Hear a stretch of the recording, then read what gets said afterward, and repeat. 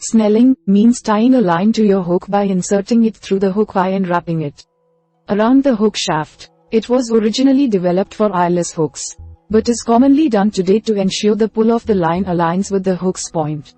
Along with the traditional Snell knot, there are many variations, including the easy Snell and Snell Uni-Knot. When tied correctly, any Snell knot will be as strong as the line used to tie it. So, we are going to watch about the how to snell a hook. Method 1. Traditional Snell knot. First is thread the line through the hook's eye and toward the shank. Pinch the line near the leading end and feed it through the eye opening. Pull the line through until it's a few inches longer the length of the shaft, or at least 6 to 8 in 15 to 20 centimeters. Some anglers contend that you should always thread the line through, front to back. That is, insert the line on the side of the eye that is on the same side as the hook's barbed tip. This may keep the hook in better alignment with the line when it's in the water. Step 2. Form a single, large loop. Bring the leading end around so that it's on the same side of the eye as where you first inserted the line. You are basically creating a letter O with the line. Step 3. Thread the leading end through the eye again. Feed it through in the same direction as before. Thread about 2 in 1 centimeter of line through the eye this time. If you went front to back the first time through the eye, do so again this time. Step 4. Pinch the hook eye in line with your thumb and forefinger. Pinch right over the hook eye. With this pinch, hold on to both the part of the line that runs through the hook eye and the part that extends away from the hook, the standing end. Below your pinched fingers, around 2 in 1 centimeter of the leading end of the line should be running alongside the hook shank, the straight portion of the hook. The loop you created should also be below your pinched fingers. Step 5. Twist the loop to wrap it around the hook shank and leading end. With your free hand, grasp the loop and twist it clockwise. This will wrap the base of the loop, nearest to your fingers over the hook eye, around both the hook shank and the leading end that extends alongside the shank. Try to make a fairly tight coil around the hook shank and leading end. This will make it easier to tighten the entire knot at the end. Once you finish the coil, slide your pinching fingers down a bit to hold it in place as well. The loop will shrink in circumference as you wrap it around the hook shank and leading end. Step 6. Wrap the loop around 6 to 7 more times.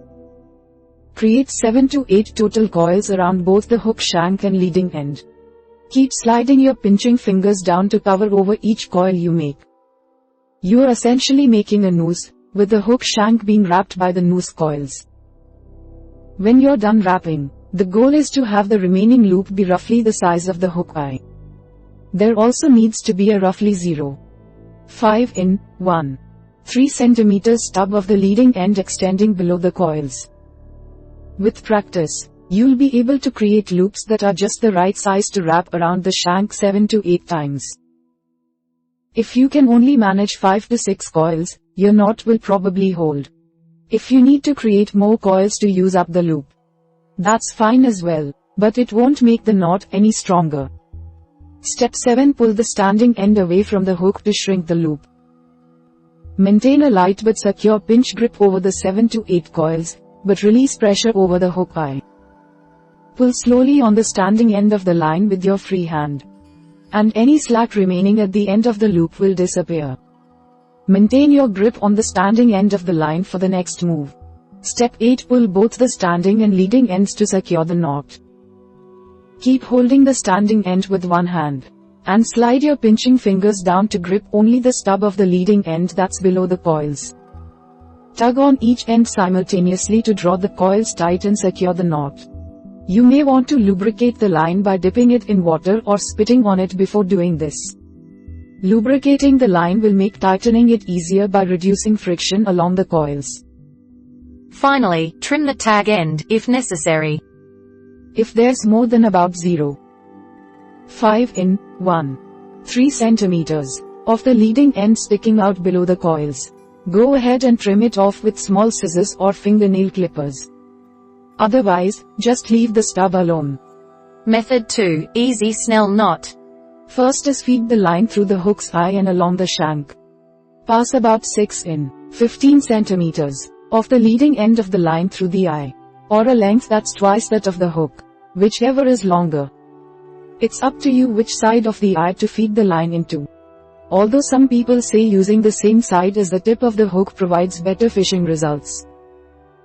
The eye is the closed loop at one end of the hook, and the shank is the straight portion of the hook, below the eye and above the curved section.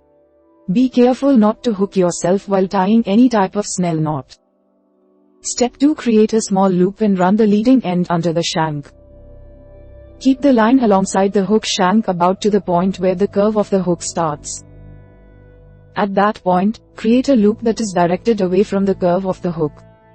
Feed the end of the line, also the end of the loop, underneath both the shank and the line itself, again at the point where the curve of the hook begins.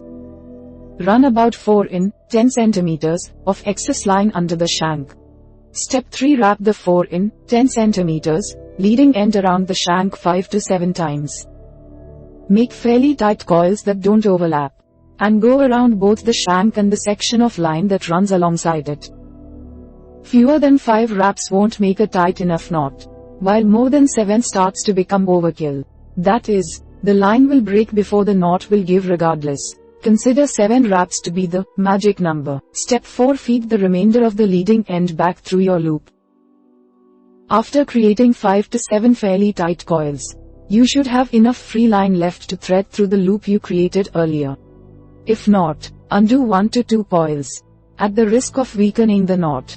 Or, better yet, undo the entire knot and start over. You only need about 0.5 to 1 in 1.5 centimeters of the leading end to pass through the loop this time.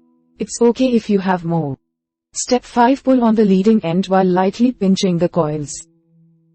Use the thumb and forefinger of one hand to keep the coils from unraveling. But don't pinch them too tightly. With the other hand, pinch the leading end that has passed through the loop and give it a steady tug. Pulling the leading end will tighten the coils against the shank. However, if you don't pinch the coils, they'll unravel, and if you pinch them too tight, you won't be able to pull the leading end. Light pinching pressure is all that's needed. Step 6. Pull the leading and standing ends of the line to tighten the knot. Slide your pinching fingers from the coils up to the standing end of the line, just beyond where it enters the hook's thigh. Maintain your grip on the leading end with your other hand. Pull firmly on both ends of the line at the same time. This will bring the coils in as tight as possible. As you tighten them, make sure the coils remain side by side and don't overlap. If they do, loosen the coils a bit, reposition them as needed, and re-tighten them. The coils may tighten more easily if you moisten them a little, either by dipping them in water or spitting on them. Finally, clip the excess leading end to finish the knot. Use small scissors or fingernail clippers to snip off the section of line sticking out below the coils. This isn't necessary if there's less than about 0.5 in 1.3 centimeters of excess line, however. Method 3. Snell Uni-Knot. First is thread the line through the hook eye and down the hook shank. Run the line through to at least the length of the entire hook, if not 1 to 2 in 1 centimeter longer. You may end up with better line hook alignment in the water if you feed the line into the front side of the eye, that is, the same side as the sharp tip of the hook. Step 2. Bend the leading end around to form a loop. Create the loop on the opposite side of the shank from the curve of the hook. While keeping the loop on this side, extend about 2 in 1 centimeter of the leading end of the line over the top and to the other side of the hook's shank. Keep the part of the standing end of the line that you fed through the eye next to the hook shank. Pass the leading end over top of this along with the shank. Just a reminder, the leading end is the end of the line that you create the loops and coils with, while the standing end is the opposite end of the line. The leading end is sometimes also called the tag end. Step 3. Thread the leading end around the shank 4 to 6 times. Each time, feed the leading end into the loop and back out, thereby wrapping it over both the hook shank and the section of line that's alongside the shank. Be sure the coils you create are fairly snug against each other as you do this. You need at least 4 coils to make an adequately strong knot. While making more than 6 won't provide much added benefit. After making the coils, feed the excess line on the leading end, at least 1 in 2. 5 centimeters in length, through the loop once more. Step 4. Slide the coils toward the eye while lightly pulling on the line. Grip the standing end with one hand. And use your other hand's thumb and middle finger to grab the leading end that has passed through the loop. As you lightly pull on each end of the line, use your free index finger to nudge the coils against the base of the hook's eye. Don't let the coils bunch up, however, keep them side by side instead of overlapping. Finally, pull the knot tight and trim any excess line. Once the coils are in place just below the eye, pull forcefully on the leading and standing ends at the same time. This will secure the knot. If there is more than about 0.5 in 1.3 centimeters of the leading end sticking out, trim it with small scissors or fingernail clippers. Try dipping the coils in water or wetting them with saliva to make pulling them tight easier. We hope it is useful to you. Please subscribe to our channel to upskill yourself.